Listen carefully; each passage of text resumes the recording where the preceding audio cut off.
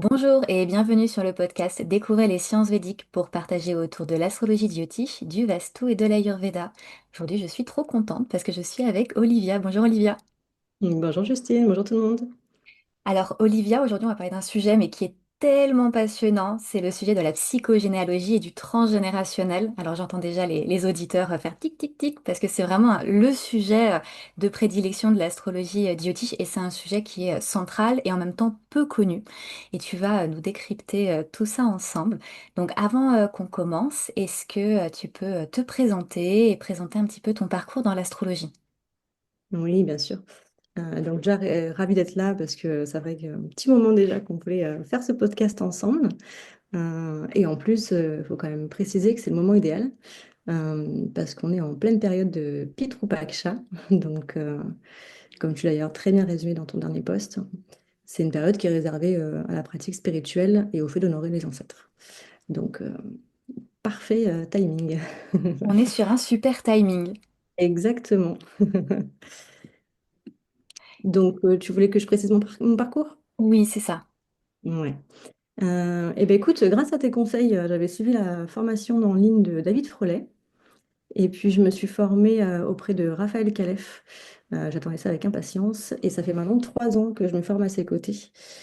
C'est la troisième année d'ailleurs qui touche à sa fin. Et Raphaël nous enseigne en fait à la lumière des textes classiques de Parashara, qui est considéré comme le père du Yotish.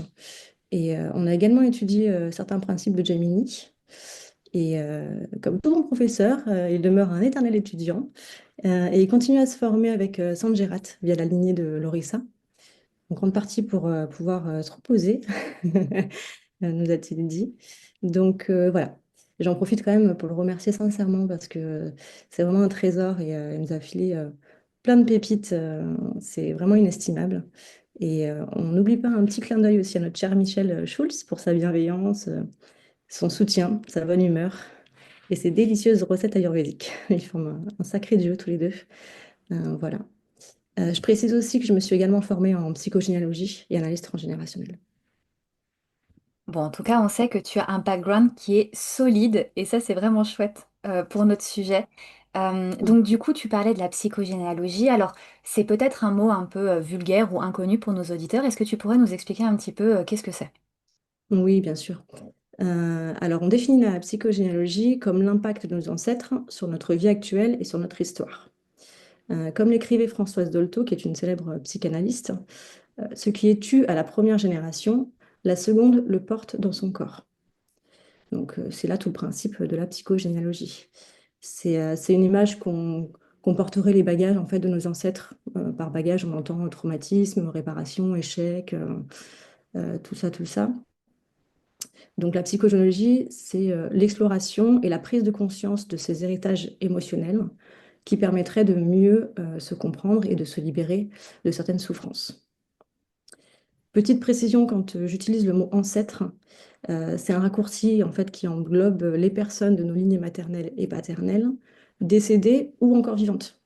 Parce qu'on a tendance à l'oublier, mais certes, nos grands-parents, arrière-grands-parents sont nos ancêtres, mais nos parents, grands-parents, oncles, tantes, cousins, frères font également partie de ce petit lot. Voilà. C'est vrai que c'est important parce qu'on a tendance à l'oublier. On pense souvent à l'arrière-grand-mère qui nous aurait donné un package karmique de défis. Et finalement, des fois, c'est aussi plus proche que ce qu'on pourrait le croire. Et c'est aussi, moi, je trouve, des belles opportunités de pouvoir échanger avec nos proches encore vivants sur des choses que l'on traverse et qu'on traverse au niveau de la famille. Et pas simplement aller sur une tombe et prier ou demander des pardons ou pardonner, mais c'est aussi pouvoir le faire avec le faire de son vivant et du vivant de nos proches. Complètement. Oui. Alors toi, pourquoi est-ce que tu as choisi cette approche de la psychogénéalogie et du transgénérationnel? Mhm. Alors, je ne l'ai pas choisi, hein, elle s'est imposée à moi. Euh, La sagesse indienne m'a interpellée très tôt. Je me suis formée d'abord en Ayurveda pour comprendre mon corps. Ensuite, j'ai étudié le Yotish pour me connaître un peu plus intrinsèquement, de manière plus globale, on va dire, et spirituelle. Enfin, j'entends spirituel plus le côté mental et âme, dans le sens de l'âme. Mais c'est peu après avoir accouché que la psychogénéalogie m'a fait signe. Je ne saurais même pas dire en fait de quelle manière, honnêtement. même en y réfléchissant. Et 3 mois plus tard, voilà, je commençais ma formation en psychogénéalogie et analyse transgénérationnelle. Euh, j'ai entamé quand même un travail personnel à mes 17 ans. J'ai commencé à 17 ans, où j'ai quand même vidé pas mal mon sac à dos, de pas mal de casseroles. Et ensuite, bah, je me suis nourrie de diverses disciplines thérapeutiques. Mais c'est vrai que la psychogénéalogie m'a permis de comprendre que la finalité, en fait, c'est de déposer ce sac-là. C'est pas nécessairement de le vider, de faire le tri entre ce qui m'appartient, ce qui m'appartient pas. Donc je chéris vraiment cette approche parce qu'il y a une forme de transcendance aussi belle que douloureuse par moments, mais ça a changé mon regard, ma façon d'apprendre les choses. Je me suis retrouvée face à moi-même. Je pouvais plus me dérober. J'ai mis les mains dans le cambouis et puis j'ai fini plus légère et plus fière de moi en fait du chemin parcouru et d'y être arrivée contre vents et marées toute seule. Parce que certes, il y a un accompagnant pardon, qui est là, mais c'est moi seule en fait qui décide d'agir ou non, de verbaliser ou non. Donc c'est vraiment initiatique et transformateur. C'est surtout authentique. Donc voilà, rien n'arrive par hasard, je pense. Et c'est là que le yotish a été une aide précieuse à la compréhension de certaines choses, au cheminement, au karma, toutes ces choses-là. Ouais, je considère que ma fille m'a fait un merveilleux cadeau en fait de me choisir comme mère, parce que c'est elle qui m'a donné la force et le courage d'aller à la racine de mon être en fait. Voilà. C'est vrai, quand on devient parent, il y a du coup tous ces enjeux de transgénérationnel qui ressurgissent d'une certaine façon, consciemment ou non. Et on se dit, est-ce que j'ai envie d'être ce parent que j'ai eu ou ce grand-parent? Et je pense qu'il y a beaucoup de questionnements qui émergent à ces moments un peu charnières dans nos vies. Complètement. C'est pour ça que ça m'est vraiment un peu explosé en pleine figure, parce que j'avais déjà fait de travail, parce que justement, je voulais transmettre le moins possible de choses. Et finalement, je me suis rendu compte que c'était pas la bonne façon de penser, parce que bien évidemment qu'on transmet, c'est normal, c'est dans l'ordre naturel des choses, c'est pour ça qu'on s'incarne. Mais on peut quand même se libérer de certaines choses avant, et puis surtout d'être conscient, en fait. C'est surtout cette prise de conscience, de savoir ce qu'on a dans ce sac à dos, qui peut vraiment changer la donne, en fait. Mm. Bah, c'est vrai qu'on ne peut pas mettre de côté entièrement nos ancêtres, c'est juste impossible. Notre nez, nos yeux, notre façon de parler, notre capacité à réfléchir, c'est tout ça en fait, c'est une part de nos ancêtres. Et c'est vrai que bon bah des fois il y a des packages qu'on aimerait ne plus avoir parce qu'il y a des lourdeurs, mais il y a aussi toutes les qualités des fois qu'on oublie. On oublie que des fois bah, notre réflexion, nos goûts culinaires, notre capacité à aimer certaines choses, bah, on l'a acquise de nos ancêtres. Et des fois, c'est chouette aussi d'avoir de la reconnaissance dessus et de se dire qu'en fait, on peut aussi le transmettre à nos enfants, dire bah moi j'aime ça et je peux aussi le transmettre à mes descendants. Et c'est quelque chose aussi qui fait la beauté de la lignée familiale, c'est de transmettre bon bah les trucs qu'on n'aime pas trop, mais aussi les qualités qu'il y a dans notre famille. On en a tous, même si des fois ça paraît pas forcément facile à voir. Bien sûr, et je pense qu'on le fait, mais c'est juste qu'on le fait peut-être un peu trop naturellement et que du coup on ne se rend pas compte qu'on le fait et qu'on axe du coup plus sur le mauvais, comme on a tendance à le faire même dans la vie quotidienne, hein, à oublier les bonnes choses et à un peu trop se concentrer sur les mauvaises, quoi. C'est vrai. Donc ça permet de rééquilibrer. Effectivement. Alors du coup, on va quand même rester sur ce côté un peu côté mauvais de la transmission, parce que c'est en général ce qui nous bloque le plus, pour parler un peu des loyautés invisibles ou des schémas répétés, parce que bah, comme tu le disais, c'est vraiment ça qui ressort le plus, qu'on a le plus sous le nez plutôt que les choses bénéfiques. Est-ce que tu peux nous expliquer un petit peu qu'est-ce que sont ces loyautés invisibles? Oui, oui, bien sûr. Le terme de loyauté invisible, ça a été introduit notamment par Ivan Nagy, avec un deuxième nom de famille que je ne prononcerai pas pour ne pas l'écorcher. On mettra du coup dans la description Ouais, pour ceux qui se volontiers, tentent à la volontiers. prononciation. Il est assez connu, donc je pense que les gens, ça leur parlera. En tout cas, voilà, il fait de la thérapie familiale. Et ce sont des engagements inconscients que nous prenons vis-à-vis de notre lignée, par amour, par devoir ou pour réparer, entre guillemets, quelque chose. Ça peut amener une personne à reproduire certains choix de vie, certaines souffrances, à porter des dettes émotionnelles ou morales qui ne lui appartiennent pas. Voilà. Est-ce que tu veux éventuellement des exemples? Ah bah, c'est ce que j'allais te demander. Est-ce que tu peux me donner des exemples? Par exemple, un descendant qui limite sa réussite professionnelle ou financière pour rester fidèle à un aïeul qui a souffert de pauvreté, ou au contraire, qui répare en cherchant à tout prix à réussir.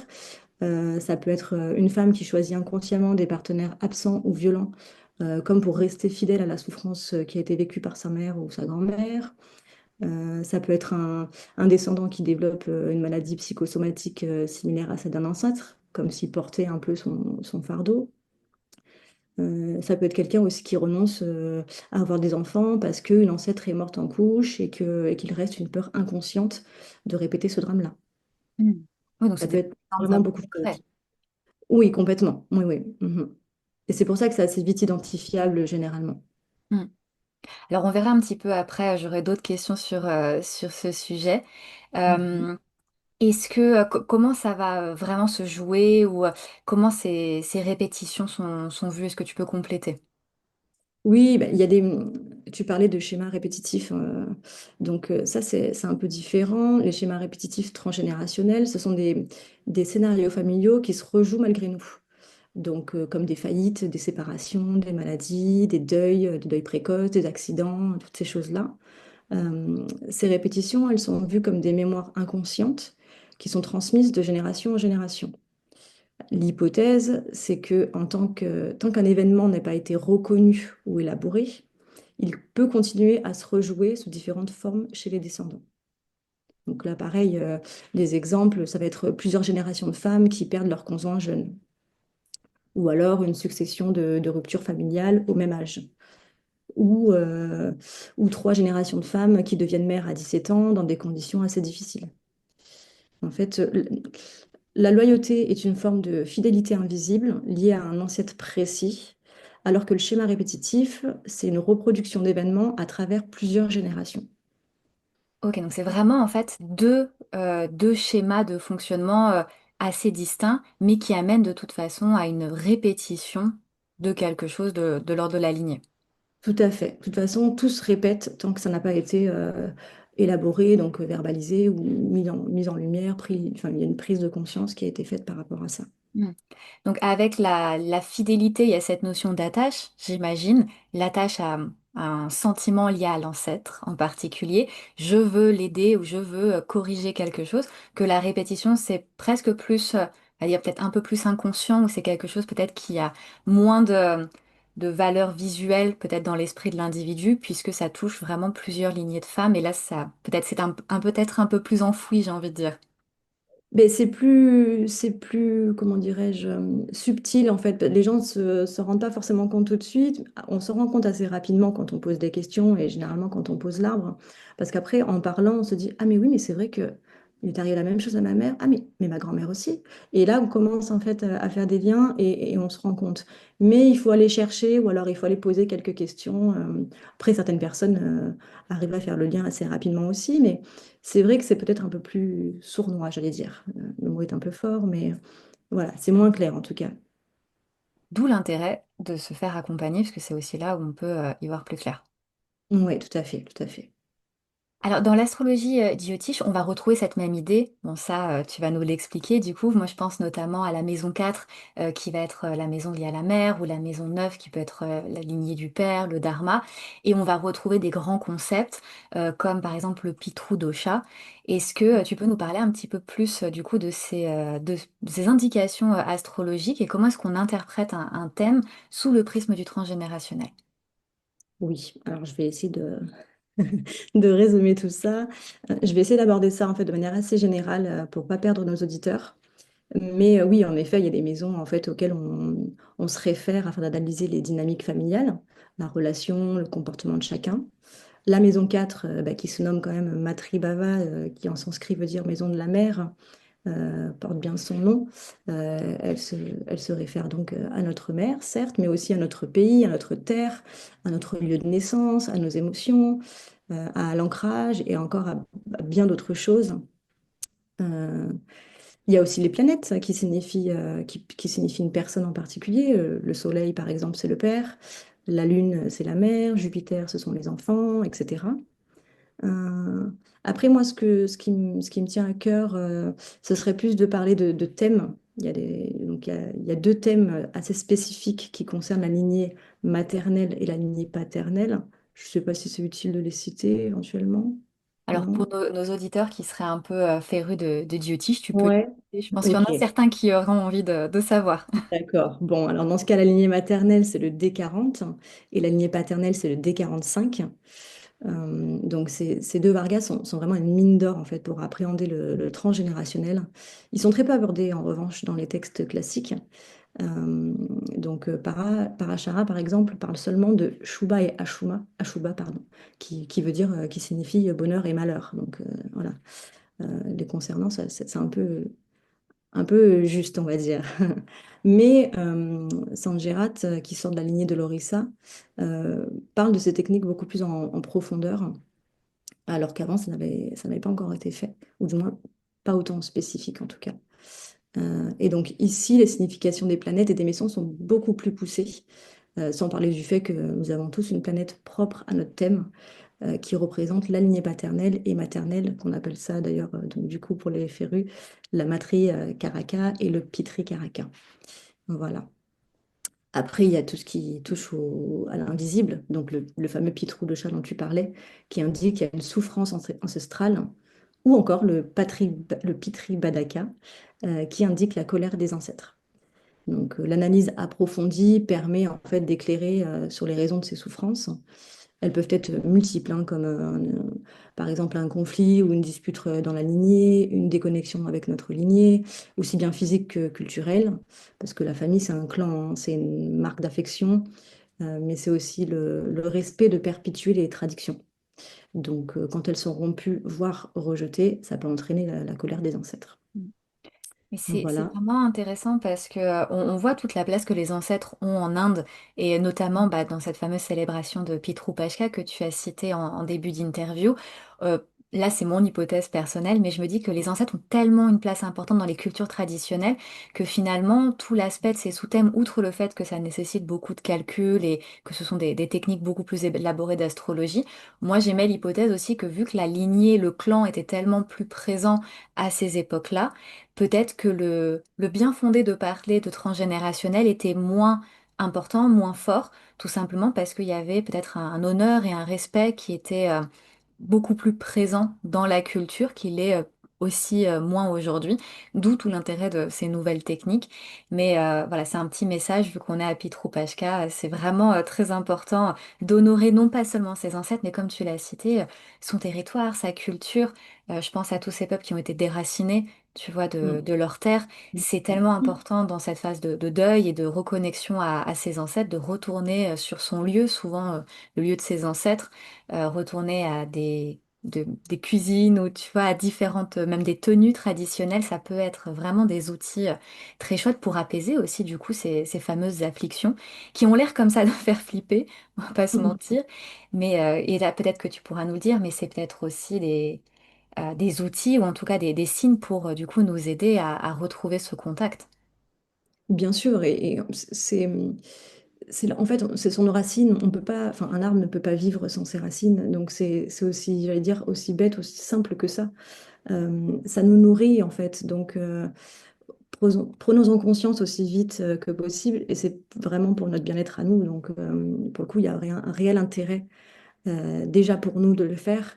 Et c'est ce qui est beau, moi je trouve, c'est que euh, par ricochet, en fait, ça fera forcément du bien autour de nous, donc bien évidemment notre famille, mais bien au-delà, parce que forcément, moi je pars du principe que quand on est bien dans ses baskets, on dégage des bonnes ondes et que les gens autour de nous, ben, les captent en fait. Donc c'est toujours plus agréable quand même. Et carrément, si tout le monde faisait ça, le monde serait quand même vachement plus chill. Eh ben ouais. Alors du Ouais. coup, c'est vrai que tu as beaucoup parlé du coup de la lignée maternelle et paternelle, mais on a aussi notre karma individuel, tu vois, en tant qu'individu et nos vies passées. Est-ce que ça a un impact du coup dans cette histoire d'ancestralité transgénérationnelle? Bien sûr, et c'est pour ça que j'allais dire, j'ai gagné le meilleur pour la fin. C'est qu'il y a le Varga qui est considéré comme le Varga le plus important, c'est le D60, qui n'est pas évident à calculer, mais que ça se fait. Et c'est le Varga qui représente le karma des vies passées. C'est le karma en fait indiqué dans le D60, ça nous permet de comprendre pourquoi on a choisi ces lignées maternelles et paternelles pour nous incarner. Donc la première chose étant que qu'est-ce qui nous a poussé à l'incarnation, sans parler de famille. Sinon, comme dit précédemment, on tombe dans le piège de dire que ce sont nos lignées paternelles et maternelles d'où viennent toutes nos souffrances. Non, c'est faux. Il faut qu'on arrête d'avoir ce discours-là. On est seul responsable, en fait. Alors, il y a certes un conditionnement par nos ancêtres, mais nous seuls sommes responsables de nos souffrances. Et nos ancêtres sont un peu, on va dire, des éclaireurs de nos souffrances à purifier. Voilà, pour résumer un peu plus clairement, on a créé en fait nos souffrances dans une autre vie et elles viennent se répercuter dans cette vie-là. Et elles nous emmènent vers le choix de notre famille. C'est pas l'inverse. Dans la théorie d'ailleurs du karma, la cause ressemble à l'effet. Donc, sommes responsables en fait de ce qui nous arrive, pas nos ancêtres. Mais c'est important parce qu'on aurait tendance à pointer du doigt, à dire oui, bah, c'est grand-papy qui a vécu la guerre et donc du coup, moi Et oui, aujourd'hui, je vis ça. Alors, effectivement, il y a cette lignée qui est présente et s'il y a un trauma lié à la violence, bah, bien sûr que si le grand-père a vécu la guerre, ça peut se refléter dans cette lignée. Mais il y a aussi toute cette partie de nous, de ces vies passées qu'on vient aussi bah, nettoyer, expérimenter. Et ça, c'est vrai que c'est pas à oublier parce que c'est trop facile de pointer du doigt les ancêtres et on oublie de prendre nos responsabilités. Et surtout, ça nous empêche aussi, je trouve, de nous mettre en action parce qu'on se dit, bah, vu que c'est de la faute de l'autre, bon, bah, moi, je suis pas responsable. Et du coup, on change pas nos comportements et ça, c'est dommage. complètement, on reste dans cette forme de passivité et un peu de victimisation, de se dire, ah ben là, l'univers m'a tombé sur la tête, qu'est-ce que j'ai fait pour mériter ça? Alors, on peut le savoir déjà, ce que tu as fait, et oui, en effet, tu as fait des choses dans des vies passées, entre guillemets, pour mériter ça. C'est pas comme ça après qu'il faut voir les choses, mais en tout cas, voilà, on est responsable et on peut pas se décharger aussi facilement, sur nos ancêtres. Et c'est pour ça que je préférais l'éclairer parce que le regard de la psychogénéalogie, en majorité, c'est un peu ça, c'est de se dire c'est la faute de nos ancêtres euh, en grande partie, et du coup, voilà, en gros, il faut qu'on s'en débarrasse. Non, pas que, pas que. Mais du coup, moi, je trouve que c'est chouette parce que finalement, en fait, ça veut dire qu'on est toujours responsable et qu'en fait, on a le choix. Et ça fait aussi partie d'un des karmas, tu vois, le fameux libre arbitre. Bien sûr. Que moi, j'aime beaucoup, mais le libre arbitre, c'est aussi pouvoir se prendre la responsabilité des choses qui nous arrivent et de changer la perspective avec laquelle on interprète les situations et se dire, bon, ok. Il m'arrive une cacahuète, bah, qu'est-ce que je fais en fait par rapport à ça, au lieu d'être dans ce victimisme comme tu l'as bien souligné. Et du coup, je trouve que c'est chouette de le rappeler aussi, c'est que le karma, c'est pas juste de la fatalité, il m'arrive des trucs et voilà, c'est aussi, j'ai une part de responsabilité, je peux construire mon karma futur, parce que karma, ça veut dire action. Donc ça aussi, c'est très important, je pense, à souligner. Complètement. Et c'est d'ailleurs dans les textes, une fois de plus, le karma, il y a différents types de karma. Il y a le karma qu'on a créé dans les vies passées et celui qu'on est en train de créer. Donc, c'est en constance mouvement. Donc, oui, on est responsable, complètement. Du coup, pour rester sur notre histoire du Jyotish, on a quand même parlé du coup des planètes et j'aimerais pourquoi pas faire une emphase sur la Lune parce que la Lune c'est les émotions, c'est les mémoires et c'est l'inconscient. Et Mhm. étant donné que du coup nos émotions, nos mémoires et notre inconscient vont quand même beaucoup influencer notre façon d'agir, du coup, je trouve que ça fait le pont avec ce qu'on échangeait du coup précédemment. Comment est-ce que toi du coup tu interprètes cette Lune dans la psychodynamique et en Jyotish? Alors, moi, quand je pense à la Lune, je peux pas m'empêcher de penser au nakshatra. D'ailleurs, je me permets d'inviter les auditeurs à aller voir tes vidéos qui résument très bien chacune de ces étoiles. Merci. Bah, je t'en prie. Euh, alors, notre nature profonde, elle se lit dans notre Janma Nakshatra, donc, qui est notre nakshatra de naissance. Et moi, je trouve que c'est un outil précieux parce que ça permet d'adapter la manière je m'adresse à la personne en fonction de sa personnalité. Je peux aller droit au but sans prendre de gants avec une personne avec un nakshatra kritika qui est voilà, qui est assez vif, qui est prêt à entendre ce genre de choses, alors que j'ai tout intérêt à être patiente et bienveillante avec une personne ayant un nakshatra Mrigashira qui est beaucoup plus timide, dans le repli, etc. Donc, la Lune, elle est analysée sous toutes ses facettes. En tant que significatrice de la maison 4, d'ailleurs, en tant que, comme la mère, hein, comme on l'a vu, la Lune représente la mère, mais les femmes, de manière plus générale, elles représentent également les grossesses. D'un point de vue psychologique, elles représentent la sphère émotionnelle, le mental, mais aussi la destinée, la fertilité, le bonheur. Donc, une fois de plus, c'est assez très vaste, mais ça reste quand même dans ce domaine-là, en fait. Donc, cette étude, en fait, en profondeur de la Lune, ça me permet de dessiner une manière d'être, de penser, consciemment et inconsciemment, qui est propre à chacun. Donc là, on rentre clairement dans le domaine de la psyché. Alors, il y a une définition psychologique de la psyché. Euh, je vais citer parce que voilà, je préfère que ce soit clair. La psyché désigne l'ensemble des processus et structures de l'esprit humain, y compris la conscience, l'inconscient, les émotions et les pensées. Donc ça, c'est la définition psychologique. Et il y a une définition philosophique, qui est la personnification du principe de la vie, de l'âme, par opposition au corps matériel ou soma, qui représente le nectar. Donc voilà, chacun sa définition. En tout cas, on voit bien qu'on touche à l'être avec un grand E, aux entrailles, j'ai envie de dire, parce que c'est bien évidemment essentiel dans un accompagnement en psychogénéalogie. Cette lune, elle est souvent affaiblie, elle est meurtrie, elle est incomprise. Donc, euh, voilà, on le voit de plus en plus, on a deux cerveaux. Le premier se situe dans notre tête et le deuxième dans nos intestins. Moi, personnellement, je renverserais. Mais bon, Euh, on voit bien que la Lune, en tout cas, agit pleinement sur les deux, aussi bien sur le mental que sur les émotions. Donc, Totalement. Mais on sait d'ailleurs que la santé intestinale va avoir un impact sur la santé mentale. Il y a énormément d'études scientifiques qui le prouvent encore aujourd'hui. Et du coup, si vous voulez être en bonne santé mentale, mangez bien, c'est le plus important. et il y a cette notion de digestion, aussi bien physique avec les aliments que émotionnelle avec les émotions, en fait. Et c'est là qu'on comprend que les émotions qui n'ont pas été digérées, ben, forcément, elles s'expriment d'une autre manière. Mm. Et c'est aussi pour ça que certaines personnes vont mieux vivre, par exemple, un karma transgénérationnel. Je pense par exemple dans une famille, tu as plusieurs frères et sœurs. Et ben, on va pas tous expérimenter le même karma de la famille parce qu'on a aussi une digestion, on va dire, émotionnelle de ce karma familial qui est complètement différente en fonction des frères et sœurs. Complètement, ouais, complètement. Et ça peut paraître injuste au premier abord, mais une fois de plus, ça s'explique. Et du coup, on comprend aussi pourquoi le karma individuel, il est important également. Et Tout à c'est fait. en jugeant bah, ces fameuses fratries qu'on voit bien qu'en fait, tout ne peut pas être lié qu'aux parents et grands-parents et qu'on a aussi notre karma à nous à traiter. Et exactement, et c'est là qu'on voit l'unicité, j'allais dire, de chacun, et que même si on a choisi cette famille-là et qu'on a nécessairement des points communs, nous, en tant qu'êtres uniques, qui sommes venus s'incarner pour un but bien précis, eh ben, on a notre propre bagage, j'allais dire, un peu perso à régler, qui, des fois, n'a rien à voir avec le frère, la sœur, ou peu importe quoi. Du coup, tout à l'heure, tu sais, on avait parlé des ancêtres de cette fameuse célébration Pitru Pashka et on avait évoqué très rapidement bon, la place des ancêtres en Inde et notamment dans l'Inde ancienne.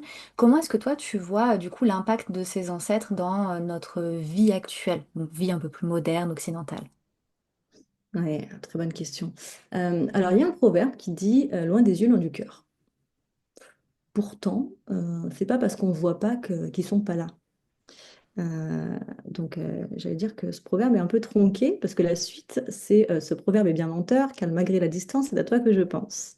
En plus, c'est très joli. Donc, on ne sait pas où on va si on ne sait pas d'où l'on vient. On ne peut pas renier ou oublier ses racines. Quand je parle de racines, j'entends les ancêtres, hein. C'est complètement contre nature. Un arbre, comme je disais tout à l'heure, ça se nourrit via ses racines. Et pourtant, elles ne sont pas visibles. Euh, dans toutes les traditions, les ancêtres sont non seulement respectés, mais aussi célébrés. Ils font partie du quotidien des familles. Euh, je pense que nous, on a perdu ces traditions-là et c'est bien dommage. Quand je parle de tradition, je parle aussi bien des traditions officielles, entre guillemets, comme d'aller à la messe le dimanche pour les cathos, que officieuses, comme par exemple les soirées crêpes et les shows avec mamie tous les mercredis, quoi. C'est aussi une tradition. C'est aussi une tradition. Et d'ailleurs, c'est encore plus joli, j'allais dire, de pouvoir perpétrer ce genre de choses, en fait. Perpétuer, pardon, ce genre de choses. Donc, la sagesse indienne et le yotish sont venus quand même agrémenter considérablement mon approche et ma pratique avec cette notion de karma. Et le fait que bah, nous sommes acteurs et de fait bah, créateurs de notre destin, en fait. On parle souvent de fatalité, de fatalisme. C'est complètement faux. Euh, En psychogénéalogie, on parle de rendre la responsabilité à chacun de ses actes. Et on place assez facilement en victime les choix, les actes de nos ancêtres, comme si c'était la cause de tous nos problèmes. Mais c'est faux, c'est oublier qu'en fait, notre pleine responsabilité à nous, notre choix de s'être incarné dans cette famille précisément afin de purifier un karma commun, comme je le disais plus haut, quoi. Il ne s'agit pas de legs ancestral, il s'agit plutôt de continuité où chacun contribue à son échelle. Parce qu'on ne choisit pas ses parents et donc sa famille au hasard. Donc, c'est bien en fonction du karma qu'on est venu nettoyer dans cette vie. Donc, ça signifie bien que dans une autre vie, on a agi comme nos ancêtres. Il n'est pas question de juger quiconque, ni d'excuser quoi que ce soit, hein. C'est simplement de comprendre que nous sommes tous sur Terre pour nettoyer ou purifier des mauvaises actions passées, qui sont communes à celles de nos parents et de notre lignée maternelle et paternelle. Donc, ce serait peut-être plus sage, judicieux, je ne sais pas, de voir en fait nos ancêtres comme nos meilleurs alliés. Hmm. Et en plus, une fois mort, il n'y a plus de bons ou mauvais ancêtres, hein. Il y en a qui souffrent, certes, car ils n'ont pas pu nettoyer ou qu'ils ont alourdi leur dette karmique, parce que ça, malheureusement, c'est aussi possible. Euh, et ben, travaillons avec eux, en fait. Travaillons sur nous. Et ça va forcément les aider, puisque on nettoie ce qui ne sont arrivés, ce qui ne sont pas arrivés à nettoyer. Donc, c'est à la fois altruiste et égoïste. On a tous à y gagner, en fait, en les aidant. Donc, tant qu'à faire, autant le faire. Voilà. Après, c'est vrai que comme toute pratique qui a le vent en poupe, je pense qu'il y a un besoin d'éduquer et d'informer les gens. Par exemple, en psychogénéalogie, on coupe pas les liens. Ça reviendrait à nous amputer, ce qui est un non-sens. Cette approche, comme toute autre approche d'ailleurs, peut nous aider à comprendre et à dénouer les nœuds.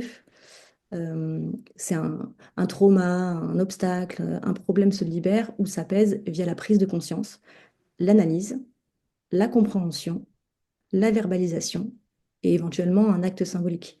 Mais rien n'est magique, ça se saurait, hein. Voilà. Mais du coup, c'est vraiment une bonne période, là, ces 15 jours de Pitrou Pashka pour du coup bah, ne pas couper ces liens qu'on aurait tendance à faire parce que c'est les pratiques qu'on aurait tendance à dire bah, coupe les liens. Et du coup, Exactement. effectivement, plus là pour le coup, peut-être même visualiser pourquoi pas un lien doré et bah, du coup mettre l'avant sur toutes les qualités que nos ancêtres ont et comme acte symbolique, eh bien.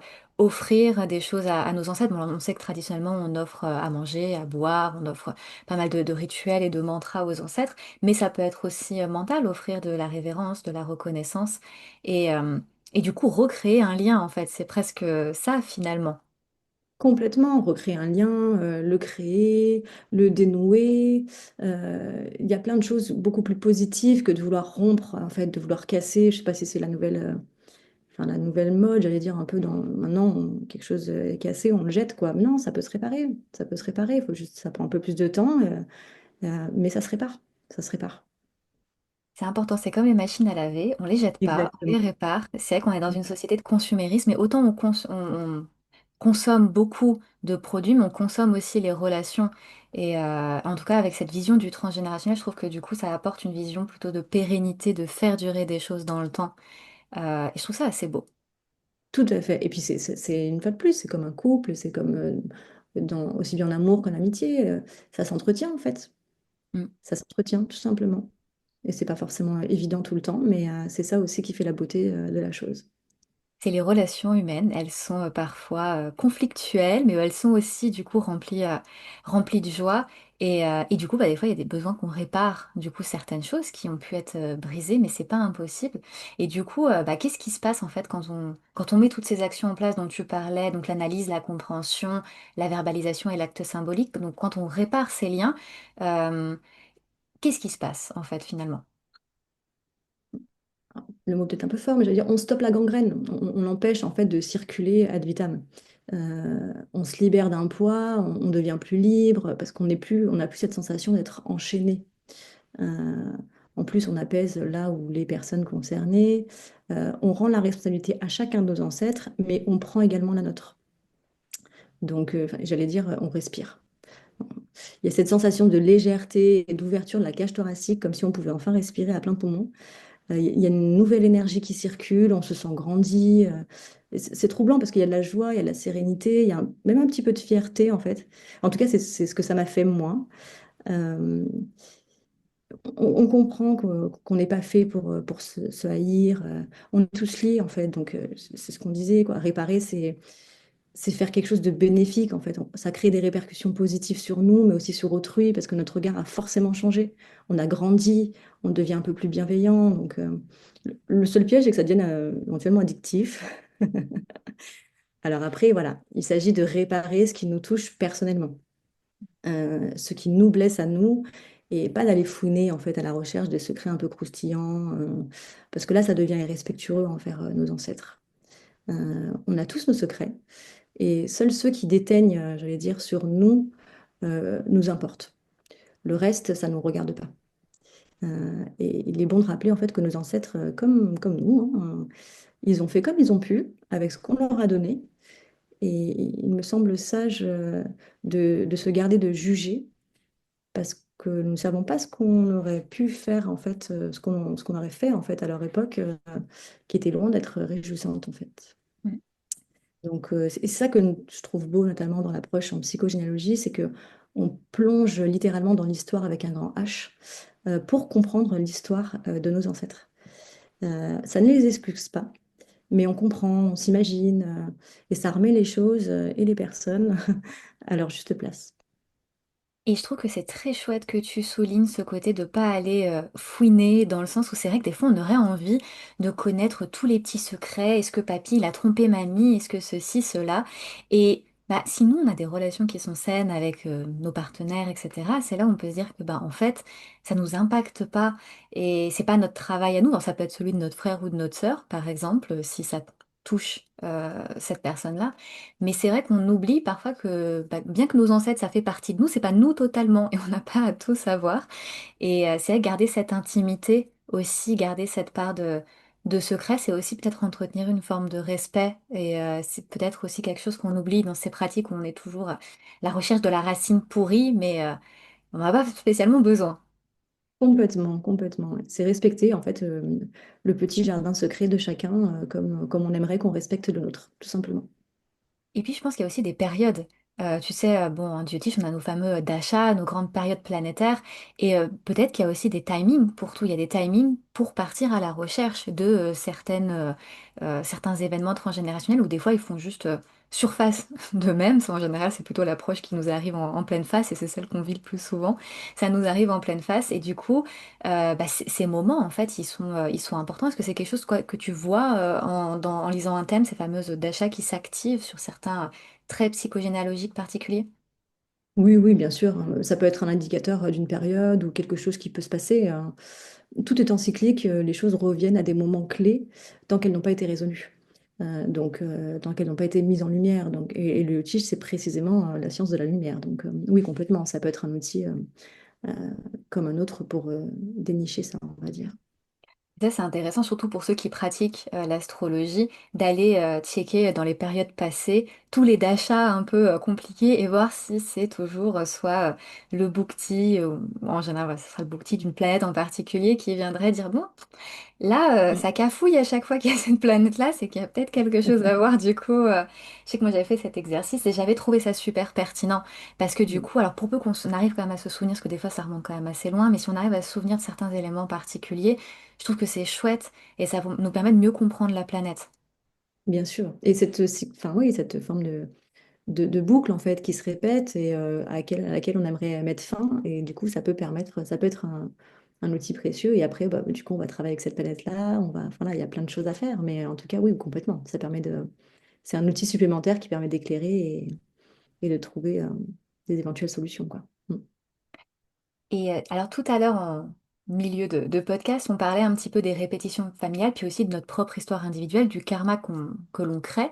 Et comment est-ce que toi, par exemple, tu arrives à faire la différence entre quand une difficulté, elle vient d'une répétition familiale, ou quand elle vient de notre histoire individuelle, ou aussi comment est-ce que nous, on peut le savoir sans forcément être praticien en astrologie, comment on arrive à savoir, voilà, c'est notre famille, la répétition, ou c'est nous qui faisons peut-être des petites bêtises. Ouais, alors ça, c'est une excellente question.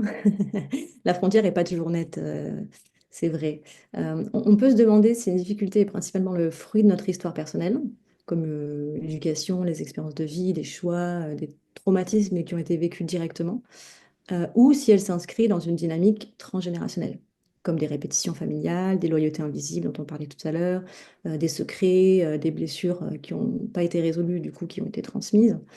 Euh, j'ai des pistes pour explorer ça, ce serait d'observer les récurrences dans la famille via la généalogie, les récits et l'arbre psychogénéalogique, qu'on appelle aussi génosociogramme. Euh, D'interroger aussi ses ressentis quand on a une difficulté qui semble un peu disproportionnée ou un peu étrange par rapport aux faits vécus, ça peut signaler une résonance transgénérationnelle. Et bah oui, j'ai tout bêtement bah, de se faire accompagner en fait en psychothérapie, en analyse transgénérationnelle. On parle aussi de constellation familiale. Alors, je prends ça avec des pincettes parce que c'est pareil, c'est une mode et les constellations familiales est un outil à part entière de la psychogénéalogie. Sauf que maintenant, c'est devenu à la mode tellement que ça a été un peu sorti en fait de son contexte et que les gens vont faire des constellations sans même avoir ouvert leur arbre, etc. Et là, pour le coup, c'est un peu dangereux parce qu'ils sortent avec des choses des fois un peu rocambolesques, des constellations complètement traumatisées et ils savent pas quoi en faire. Et nous, enfin, quand je dis nous, c'est que ils peuvent venir vers nous, dans le meilleur des cas d'ailleurs, avec ça dans les mains et en ne sachant pas quoi faire. Donc voilà. Euh, dans tous les cas, il faut se faire accompagner et faire les choses dans l'ordre. Et du coup, faire les choses dans l'ordre, donc pour toi, ce serait d'abord poser son arbre, par exemple. Oui, ben voilà, c'est de se faire accompagner, peu importe si c'est la psychogénéalogie, en tout cas, il faut qu'il y ait une thérapie qui soit en résonance avec ce transgénérationnel-là pour bien évidemment pouvoir travailler dessus. Euh, et l'arbre, généralement, on y arrive assez vite parce que c'est un excellent outil pour mettre ça sur papier, pour le verbaliser, pour le faire parler, pour le dessiner. En fait, il y a plusieurs sens, en fait, que ça vient réveiller plusieurs sens et c'est assez, c'est très intéressant. C'est vraiment très, très intéressant. Et Mm. du coup, alors là, pour nos auditeurs, comment est-ce que peut-être tu pourrais leur donner des pistes pour les aider à discerner si c'est une répétition familiale ou une histoire individuelle? Ça peut être peut-être un bon questionnement, du coup, pour savoir si vraiment ce qu'on expérimente, soit dans les constellations familiales, soit dans cette quête de Mhm. transgénérationnel, est-ce que ça nous appartient ou est-ce que c'est du familial? Oui, oui, bien sûr. Euh, alors, là, ça va être une liste non exhaustive qui permet en fait de discerner un peu l'un de l'autre. Les indices d'une répétition familiale, ce sera par exemple voilà, des répétitions des mêmes scénarios. On retrouve des situations similaires à travers plusieurs générations, comme par exemple des faillites, des séparations, des maladies, des schémas relationnels toxiques, toutes ces choses-là. Un excellent indice également, ce sont les âges clés. Euh, un symptôme ou un événement qui survient au même âge que dans l'histoire d'un parent, d'un grand-parent, d'un ancêtre. Les non-dits et les secrets, c'est aussi très très très révélateur. C'est des zones d'ombre dans la généalogie, des événements qui sont jamais évoqués, comme par exemple des adoptions, des décès, les guerres, les exils aussi, et qui semblent en fait, on sent ce poids en fait, on sent que ça pèse dans, dans la famille. Il y a aussi un sentiment de destin un peu imposé. Cette impression de rejouer une histoire qui ne nous appartient pas, de vivre des choses sans vraiment les comprendre ou sans pouvoir y échapper. Ça, c'est assez révélateur d'une répétition familiale. A contrario, des indices qui nous touchent, nous, dans notre histoire individuelle, le lien est beaucoup plus clair avec une expérience vécue. La difficulté peut être rattachée à des événements identifiables comme dans notre propre vie, comme un traumatisme, un environnement éducatif, un accident, toutes ces choses-là. Euh, il y a également la cohérence psychologique. Le symptôme s'explique par un apprentissage, un conditionnement, une croyance intégrée directement dans notre parcours à nous. Euh, et après, quand il s'agit de notre histoire individuelle, il y a une évolution possible par un travail personnel. La difficulté, elle s'atténue avec l'introspection, avec une thérapie ou avec des changements de vie, sans nécessairement avoir besoin de creuser l'histoire familiale. Pour faire simple, une difficulté strictement individuelle a une origine claire dans notre vécu, alors qu'une difficulté familiale répétitive, elle s'exprime souvent de façon plus opaque, plus récurrente et symbolique, comme si quelque chose cherchait à se dire à travers nous. Le Yiddish, c'est beaucoup plus simple, le thème, c'est la clé. Donc, C'est vrai qu'avec l'astrologie, c'est l'avantage, c'est tout marqué, c'est sur le papier. exactement.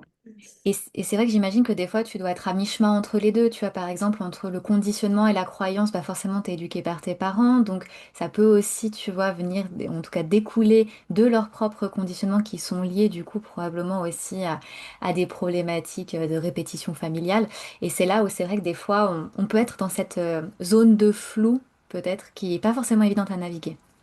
Complètement. Et c'est là que, de toute façon, tout s'entremêle, bien évidemment. Donc, c'est là que ça peut être intéressant de se faire accompagner, tout simplement, parce qu'on a beau être euh, curieux, de lire des livres, bref, de tout ça, tout ça. Un travail, généralement, de cet ordre-là ne se fait pas tout seul. Il ne peut pas se faire tout seul. Ouais. Bah, c'est vrai que tout à l'heure, on avait parlé de ce fameux libre arbitre, quand même, qui était important et qui nous aidait du coup à transformer ce karma. Est-ce que on pourrait revenir un petit peu sur le sujet et peut-être élaborer un petit peu sur comment est-ce que du coup cette psychogénéalogie, ça nous aide à transformer notre karma? Mhm. Bien sûr. Ben, nous seuls avons la capacité à nous condamner ou non.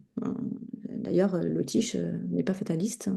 Euh, on garde bien ce libre arbitre. Donc, d'ailleurs, comme Raphaël, notre professeur, nous l'a très justement rappelé très récemment, la manière de penser de l'Inde est qu'il y a un conditionnement karmique qui se répète de génération en génération. Mais on ne peut pas parler de transmission de traumatisme à proprement parler, car un même karma pousse des êtres différents à s'incarner dans une même famille, dans laquelle il y a un karma donné qu'ils vont brûler, que ce soit une maladie, des problèmes familiaux, peu importe. Il y a donc quelque chose de karmique qui est présent dans le karma de chaque individu, qui fait qu'on se réincarne en tant que frère, sœur, père, oncle, grand-mère, etc., dans cette famille-là précisément. Et c'est là que notre responsabilité intervient.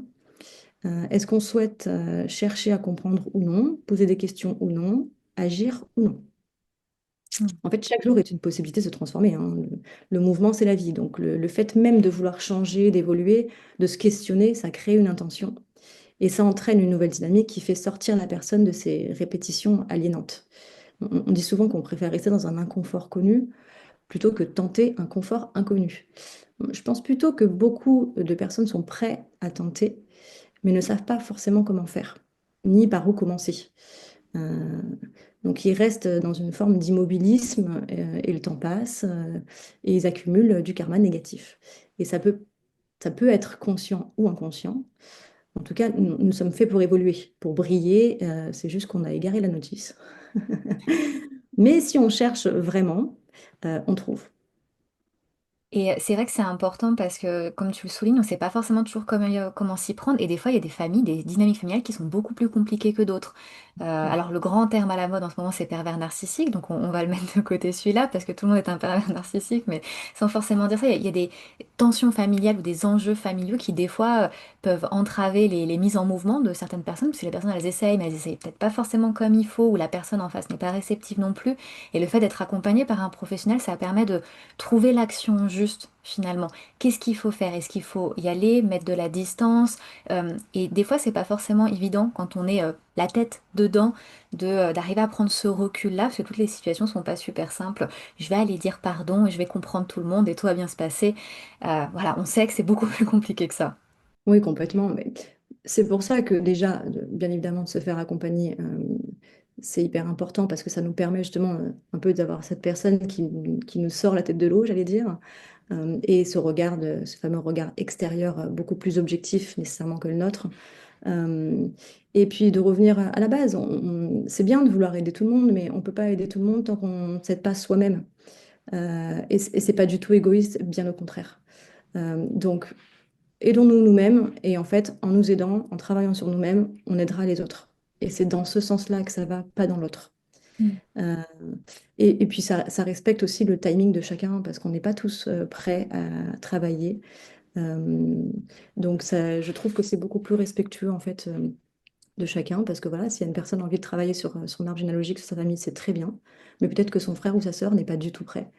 Euh, et c'est à respecter parce qu'une fois de plus, chacun son timing. Ouais, c'est vraiment important de le souligner, ce que tu viens de dire. Donc c'est vrai qu'on a beaucoup appelé, on a beaucoup parlé de l'aspect thérapeutique, mais est-ce qu'il y a aussi un aspect, j'ai envie de dire, spirituel à la psychogénéalogie? Mhm. Ben, alors, selon moi, tout est thérapeutique et tout est spirituel. Tout dépend de la manière dont on comprend ces mots. ô combien galvaudé également ces temps-ci. La définition du mot thérapeutique, c'est qui est relatif au traitement des maladies. La psychogénéalogie ne traite pas des maladies. En revanche, c'est un outil qui permet de comprendre, d'apaiser et de grandir. Et c'est en ce sens seulement que je considère que ça a des effets thérapeutiques. Tout comme marcher dans la forêt, rire à en pleurer, écrire, dessiner, rester béat devant une magnifique sauterelle. Tout ça, ça a des effets thérapeutiques, en tout cas pour moi. Il ne s'agit pas de guérir quelconque maladie, mais juste de se réapproprier notre être, notre vie avec félicité, avec bienveillance, avec amour, malgré nos tracas quotidiens. Et il me semble que quand on aborde la vie ainsi, on touche du doigt la spiritualité. Tout devient sacré, en fait, tout devient divin. Euh, on n'est pas spirituel parce qu'on fait 1 heure de méditation tous les jours, parce qu'on parle plus de nos chakras que de nos émotions, ou qu'on porte du quartz rose. J'ai rien contre le quartz rose, attention. Je souhaite offusquer personne, mais c'est juste qu'il est urgent de revenir à la base, en fait, aux racines. Aux racines. Je m'efforce autant que possible de rester authentique, sincère, bienveillante, respectueuse et pleine de gratitude et d'humilité en fait envers ce qui nous entoure. Et j'essaye une fois de plus autant que possible de l'être, d'être dans l'être plutôt que le paraître. Donc après, bon, je sais que ces sujets-là sont sensibles, on pourra en parler pendant des heures. Et je suis loin d'être parfaite, je ne cherche pas à l'être d'ailleurs. C'est juste que voilà, je chemine à mon rythme. J'ai souvent dit que dans la vie, quand on veut, on peut. Je me suis ravisée hein, parce que tout n'est pas si simple et on fait surtout comme on peut et c'est déjà top. Donc voilà, chacun a son regard, sa façon d'appréhender le monde et je trouve que c'est cette pluralité qui nous enrichit et respecter le regard de chacun sans vouloir le blâmer ou le discréditer, bah, c'est une forme aussi de spiritualité. Et si on cherche sincèrement à le comprendre, ben, ça pour le coup c'est merveilleux, je trouve. Ouais, je trouve que ça apporte vraiment beaucoup d'humilité et ça nous remet à notre place d'humain. On est juste des petits humains, tout simples. Voilà, on fait ce qu'on peut avec ce qu'on a et ça nous décharge aussi de beaucoup de pression, surtout de ce sentiment de perfection et puis de beaucoup de culpabilité aussi. Et je trouve ça assez chouette et c'est aussi pour ça que tu parlais de cette légèreté, tu vois, qui du coup se libère au niveau des poumons. C'est respirer pour dire je suis humain et c'est ok, tout va bien. Ben, j'allais dire, nous sommes divinement imparfaits et on a été créés comme ça et c'est ça qui fait notre beauté, en fait, notre unicité. On ne cherche pas la perfection, on cherche d'autres choses, en fait. Hmm. Alors pour revenir sur des méthodes un peu plus thérapeutiques, est-ce que tu as en tête des moyens très concrets qu'on utilise en thérapie pour apaiser ses mémoires? Ah j'avais cité le génosossogramme, par exemple. Euh, le génosossogramme, c'est notre... Alors, le génogramme, c'est notre arbre généalogique. Le génosociogramme, qui a été inspiré par Anne Ancelin Schutzenberger, c'est une psychologue, psychothérapeute, elle est mondialement connue pour ses recherches sur la psychogénéalogie notamment. Donc le génosociogramme, ça inclut non seulement les données familiales, mais aussi le contexte socio-historique, culturel et parfois transgénérationnel de nos ancêtres, comme les événements collectifs, les guerres, les migrations, les exils, les secrets, les dettes, les deuils non faits, des dates significatives, toutes ces choses-là. Et dans cet outil, on y cherche les répétitions, les coïncidences de dates, les transmissions invisibles qui influencent du coup la vie des descendants, la nôtre, quoi. Euh, Après, chaque outil est à utiliser en conscience pour une problématique donnée. C'est pour ça que je préfère rester générique afin de ne pas créer l'envie de jouer aux apprentis sorciers. Mais après, il existe de nombreux outils et chaque thérapeute en plus vient enrichir, j'allais dire, sa botte magique, comme moi par exemple avec le Yoti. Hmm. Donc c'est vrai qu'ici ça demande encore une fois un réel accompagnement. Après, c'est vrai que si quelqu'un veut vraiment explorer ses mémoires de façon simple, tu vois, sans jouer à l'apprenti sorcier, qu'est-ce qui serait le mieux peut-être sans rentrer du coup dans ces méthodes beaucoup plus techniques et on va dire profondes et qu'il faut maîtriser. Ouais. Ben, dessiner son arbre généalogique, c'est un merveilleux outil parce qu'on se rend compte qu'on n'en sait pas tant que ça en fait finalement. Et en fait, en questionnant notre famille, donc parents, grands-parents, oncles, tantes déjà, ben, rien que ça, notre arbre, en fait, il va se mettre à vibrer, il va prendre vie et on va prendre un certain plaisir à se remémorer les bons moments et c'est de suite plus facile de parler aussi des mauvais moments. Après, il y a des sites, on peut citer, si j'en cite deux, c'est OK? Ouais. Des sites comme Philae ou Généanet, par exemple, sont d'une aide précieuse, sans oublier les archives départementales, hein, et les mairies également, pour tout ce qui est actes civils, de décès, etc. Le mariage, c'est très beau à lire ces documents. Euh, Feuilleter les albums photos aussi, c'est assez marrant ce qui peut en ressortir. Aller questionner notre famille. Ils ont des anecdotes surprenantes et vraiment touchantes et ils sont généralement hyper enjoués à l'idée de parler de leurs histoires et celle de leurs aïeuls d'ailleurs, parce que ben, on leur a jamais posé la question et ils ont jamais pris le temps en fait de raconter leur histoire et je trouve que c'est quand même un bel héritage. C'est vrai, il faudrait qu'on reprenne un petit peu cette place des enfants, tu sais, qui viennent questionner, oui, et papy il faisait quoi quand il était plus jeune, etc. Qu'on retrouve un peu cette âme d'enfant de venir questionner notre famille et de regarder ces photos. Et puis en plus d'être thérapeutique, c'est aussi un super moment, comme tu le dis, à partager en famille. Et encore une fois, bah, le familial, ça se règle aussi dans le présent et pas que dans le passé. Et du coup, c'est vraiment chouette de partager, surtout quand on peut encore les partager, ces moments avec nos proches. Exactement, bah ça vient, je trouve que ça vient doublement nourrir par le lien qui se crée quand un ancêtre, entre guillemets, voilà, va nous raconter ces histoires-là, et par nous nourrir parce que ça nous appartient, hein, c'est l'histoire de nos ancêtres, donc elle nous appartient et ça vient nous nourrir parce que si on ne sait pas ça, bah forcément on devient vite vide, alors que là on sait ce que papy, mamie faisaient à l'époque, comment ça se passait, et moi je sais que j'ai appris des choses surprenantes sur des choses de la vie quotidienne, comment ils faisaient leurs machines, enfin des choses. C'est ahurissant quand ils nous expliquent ça. C'est marrant, quoi. Vraiment, je trouve ça très, très touchant, en tout cas. Du coup, on arrive bientôt à la fin de ce podcast que moi j'ai trouvé juste incroyable, c'était trop intéressant. Est-ce que tu pourrais peut-être nous résumer en une phrase ou en quelques mots le lien entre la psychogénéalogie et l'astrologie indienne védique? Bon, alors là, je vais citer une phrase que j'ai mise sur mon site qui, je trouve, résume parfaitement ce lien-là. Entre ciel et terre, passé et avenir, la psychogénéalogie et le yotish sont deux clés pour comprendre d'où on vient et où on va. C'est un cheminement de nos racines vers nos étoiles afin de pouvoir incarner pleinement la personne qu'on est destiné à devenir. C'est Est-ce que beau, ça te parle? c'est beau. Moi, j'aime beaucoup. Je trouve que c'est une très belle phrase, c'est une très belle phrase du coup pour conclure. Et donc du coup, tu me disais qu'elle est sur ton site. Donc si nos auditeurs souhaitent peut-être explorer du coup leur thème du Yotish, mais aussi leur transgénérationnel avec toi, où est-ce qu'on peut te retrouver? Alors sur mon site Jivana, jivana.fr ou sur Instagram, pareil, le même compte, jivana.fr. Parfait. Bon, on mettra tous ces liens dans la description pour ceux qui sont intéressés. En tout cas, moi, j'ai juste adoré échanger avec toi sur ce thème parce que tellement un thème qui est important et en plus tu l'abordes avec tellement de connaissances et en plus tellement de discernement.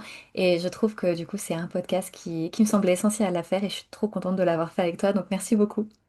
Je te remercie vraiment à toi pour cet échange parce que vraiment j'apprécie beaucoup ta manière d'aborder chaque sujet avec profondeur et respect justement pour les traditions. Euh, je trouve que c'est essentiel de garder la source intacte sous peine de la déformer, de la tronquer et de perdre justement ses richesses. La beauté de ces textes est intemporelle et ils ont la capacité à faire peau neuve au fil des siècles. Moi, je trouve ça merveilleux. Donc, peu importe le nombre de facettes que possède un diamant, il y a bien un seul et même diamant. Donc vraiment, merci beaucoup pour toi parce que j'avais hâte et je suis vraiment très contente, en tout cas, de cet échange. Merci beaucoup. Merci.